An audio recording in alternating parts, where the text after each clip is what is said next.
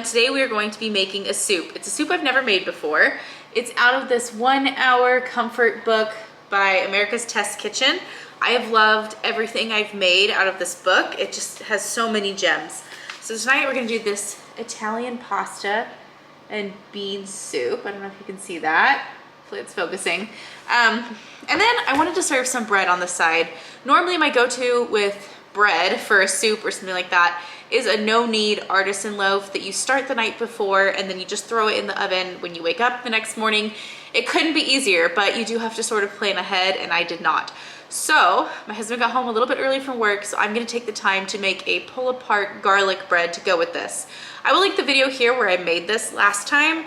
I'm gonna do basically the same thing, except at the end I'm going to bake it just a little bit longer with some foil over the top, because the one problem I had with this recipe last time was it was still a little bit undercooked on the inside and the top was starting to brown. So I'm gonna follow almost all of the directions, except I'm gonna tweak the very ending when it's in the oven. In this bowl here, I have the yeast. It's just been proofing with a little milk and sugar. And now I'm gonna add the rest of the ingredients. There are quite a few things that you have to add at this step, but I like that you can kind of just add it all at once, and it makes it really easy. So here I have some sourdough discard. If you don't have sourdough in your house, this recipe has become such a common trend. I actually saw it on Instagram first, that I bet you could probably find a version that doesn't use sourdough. In goes the egg. Next we have a teaspoon of garlic powder and a teaspoon of salt. I always mention that we use the Redmond real salt from Azure Standard. And I'm gonna add butter in just a moment, but the butter is warm and these are all cool. So I do just wanna kind of stir these up real quick. And then I will add some of this butter.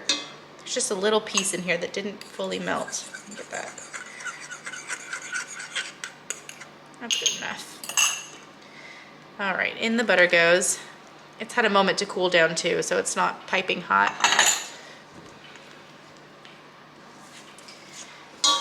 Next is some fresh chopped parsley. This is right out of the garden. We have an abundance of parsley. I wish I could say the same for the cilantro. It bolted and I need to reseed it or get some new starts or something. Maybe plant it somewhere a little more shady.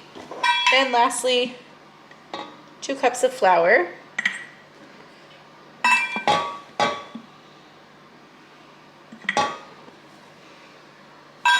This is gonna knead in the KitchenAid, but I always like to start the process just a little bit. Make sure nothing gets stuck on the bottom, left behind.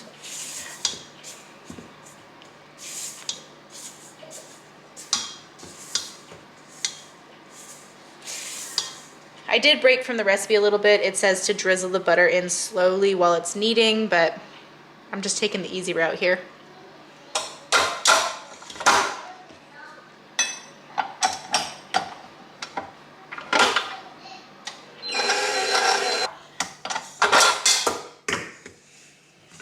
Here is our beautiful dough. It already smells amazing because it has that garlic powder in there, the fresh herbs. And we are gonna let it rise for 60 to 90 minutes. We're just gonna see how long I can let it go this afternoon before I have to start putting dinner together. While everything is rising, I am gonna start on my soup. First thing I'm gonna do is heat up some olive oil in here, and we're gonna cook some bacon. These are the end pieces from the bacon that we got from our half pig.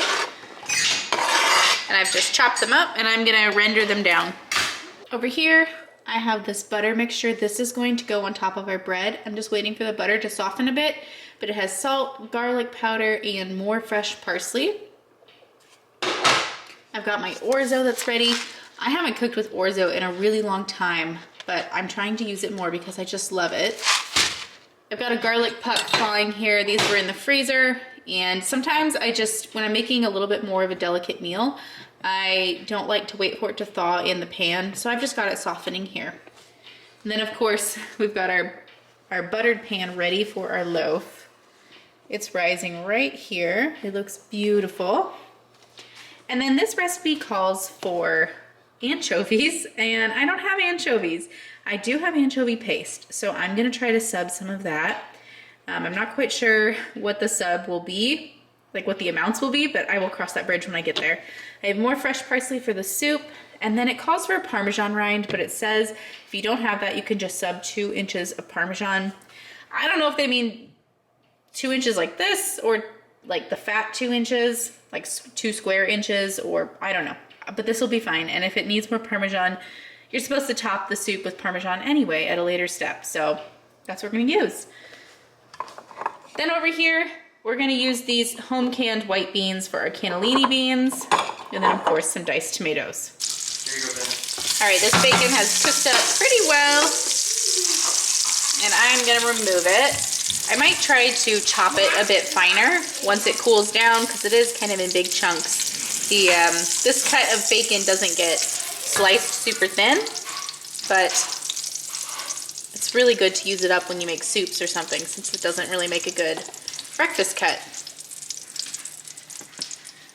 Then to the hot pan, I am going to add onions, and I have celery here as well. This is pre-chopped frozen celery from Azure. I have been loving it. I will always buy this, I think, unless I have fresh celery in my garden someday.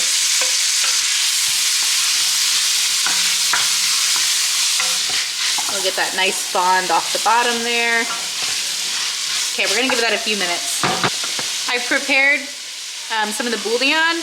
It calls for 4 cups of chicken broth, but I don't have chicken broth, and this is usually a fine substitute. So I've got these ready. Sometimes I will dissolve them in some water first, but I think today I'm just gonna throw them in like this. And then of course you just add the equivalent, cups of water in there, and it all comes together in the pot. Now I'm gonna add this anchovy paste. I don't quite know how much would be equivalent, but I don't have very much left in this tube. So I'm just gonna kind of squeeze the rest of the tube in there. I've had this tube for a long time. We only use it in Caesar dressing, really, so I could stand to use it up and get a new tube. Also gonna add this garlic.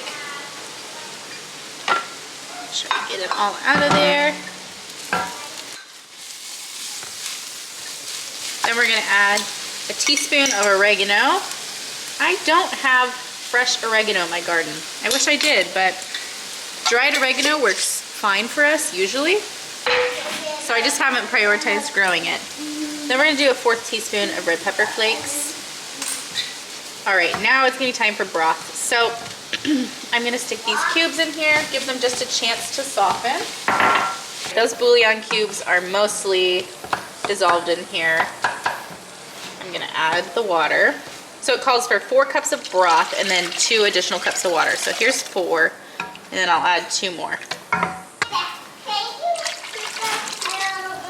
This is also the step where we throw in our Parmesan rind, our salt, our beans, and our tomatoes.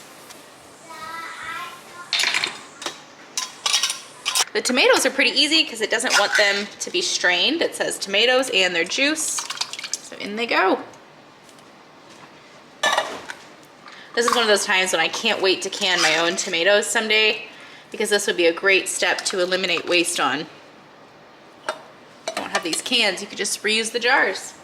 We do at least have some home canned beans. If these were store-bought, I would probably rinse them first. But I know exactly how they were processed. There's nothing added in here except for clean water out of the Berkey. And I just have no reason to rinse them. They did come out a little mushy. I don't know if you can see that. Some of them lost their shape. I mean, they're not bad, but some of them are just cracked. So I don't want to throw them in a colander and, damage them any more than they already are.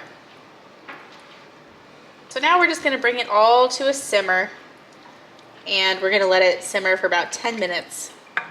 I have never cooked with a whole chunk of Parmesan before. Where did it go? I just saw it. Well, anyway. Oh, there he is. I don't know how that's gonna behave in here. I guess it might melt down. All right, the flavors have been melding for a little bit now. Let me see if I can find that This is what our Parmesan rind looks like. It is slowly dissolving. If you're using an actual rind, I looked it up and it says that you would remove it at a later step, but it looks like this one is gonna melt down and just become a part of the soup, but we'll see in a moment. Now I'm going to add a cup of the orzo, and that's gonna cook for like 8 minutes.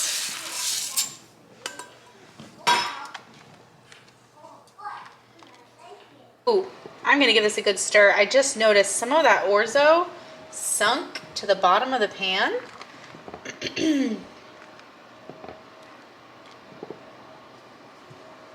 Anyway, some of that orzo is sticking to the bottom here, and I don't want it to burn. I definitely want it to be part of the soup, so there we go. I think we got most of it off. So I guess that's something to be aware of. I would stir your orzo very frequently while it's cooking. I'm very tempted to add a little bit more. I think I'm gonna do it.